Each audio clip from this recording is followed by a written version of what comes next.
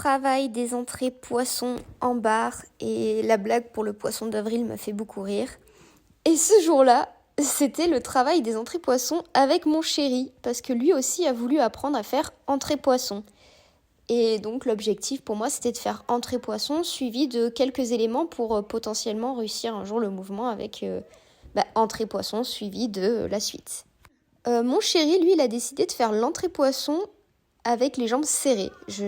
Personnellement, j'aurais trop peur. Mais entre écarts, il n'était pas assez souple pour réussir à écarter suffisamment les jambes pour aller attraper la barre. Donc c'était très drôle. Ensuite, au début, il a commencé avant moi, mais je vais pas pu vous montrer. Et il avait le tapis en dessous et en fait, finalement, on a dû l'enlever parce que moi, il fallait que je travaille la suite. Donc il est vite passé à l'étape de j'enlève le tapis et je dois faire ça. Donc voilà, c'était un petit moment sympathique à deux avec le travail du même élément pour lui et pour moi. Donc bientôt, il va faire mon mouvement. Et potentiellement en mieux, parce que vous voyez, ses jambes serrées, lui au moins. À la suite du travail des entrées poissons, je suis partie en fosse pour travailler les catchefs. Parce que ça faisait un moment que je les avais pas fait et que mes poignets commençaient enfin à être guéris. Donc un passage d'échauffement et c'est parti, j'attaque les catchefs. Je sais que j'ai pas beaucoup de temps pour en faire, j'ai pas beaucoup de passages parce que mes poignets ils vont vite avoir mal. Donc j'ai fait en sorte de faire les choses assez rapidement et essayer de faire correctement aussi. Mais malheureusement, j'étais encore trop loin de la barre. Bobo, elle, de son côté, elle travaillait la deuxième partie de mouvement avec du coup sortie-échappe où elle ne pouvait pas atterrir sur ses jambes, bien sûr. J'essayais vraiment de modifier et dès que je commençais à sentir ce qui allait changer, je me trouvais vachement proche, mais je la touchais pas. Du coup, j'étais quand même super frustrée parce que je me disais, mais punaise, j'y suis, mais j'y suis pas. Enfin, voilà, si vous voyez ce que je veux dire.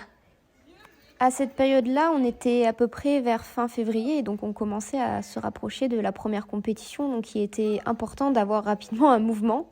Et c'est vrai que là, c'était le travail d'un seul élément et il fallait vraiment que je me bouge les fesses parce que j'étais encore loin d'avoir un mouvement et d'avoir quelque chose dans mon mouvement. Là, c'était mieux, j'étais proche, mais je touche pas la barre. Et vraiment, ça me gonflait de pas toucher cette barre parce que au bout d'un moment, à force de lâcher, je comprends pas pourquoi il n'y a pas de la correction, quoi. Et comme vous pouvez le voir aussi, il y a plein de protections. J'avais mis les protections... j'ai touché la barre. Les protections sur les côtés, j'avais mis le fil aussi, puisqu'il n'y avait pas encore la barre. Enfin, c'était vraiment des situations ultra aménagées. Et là, je me rapproche de la barre, mais je commence à avoir mal au poignet. Donc, je me disais, punaise, ça devient trop compliqué. Et voilà, j'ai dû arrêter les barres. Et du coup, je vous avais déjà montré dans l'ancienne vidéo ce qui s'était passé à mes poignets. Et c'est toujours le cas après cet entraînement-là.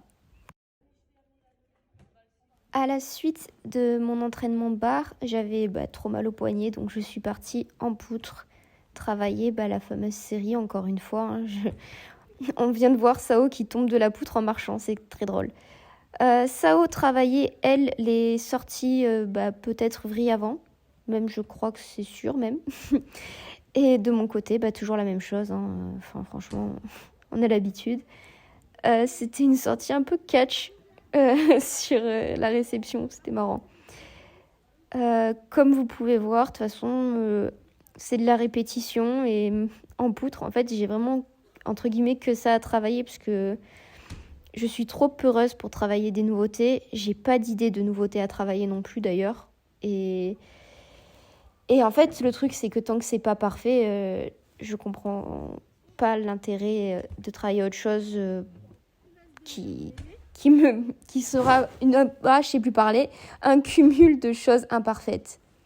Après, l'avantage de revoir plusieurs fois mes passages, j'arrive vraiment à anticiper dès le départ. Genre là, je peux vous dire si je vais tomber ou pas.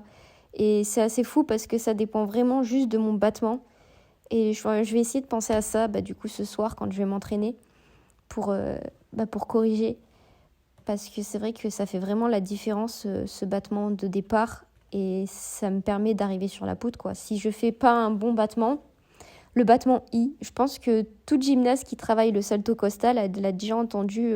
Il faut que tu fasses ton battement I et que tu pousses sur ta jambe. Et c'est typiquement ce que je fais pas quand j'y arrive pas. Et on voit vraiment la différence. Par exemple, ce jour-là, le I, je le faisais vraiment. Je pouvais travailler la liaison parce que justement je savais faire le costal. Alors qu'actuellement, il y a des jours où le costal ne passe pas parce que tout simplement je veux précipiter et c'est pas bon. Je sais pas à combien de sorties elle en est, Sao, mais ça fait beaucoup sur les fesses en peu de temps. Ah ouais, j'ai réussi une série. En plus, elle était jolie. Mais vous avez vu combien de passages j'ai fait pour réussir à faire une seule série. Donc c'est nul. Et là, j'avais trop peur de passer en japonais, du coup, j'ai fait une vieille rondade dégueu. Oula, Sao. En fait, elle essaye d'avoir la sortie en C pour avoir les 2 dixièmes de bonif.